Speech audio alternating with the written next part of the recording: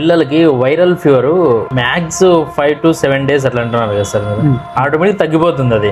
Parents అంతవరకు wait చేయాలి కదా సార్? చాలా వైరల్ ఇన్ఫెక్షన్స్ ఫీవర్తోనే వస్తుంటాయి. కొన్ని వైరల్ ఇన్ఫెక్షన్స్ ఉంటాయి.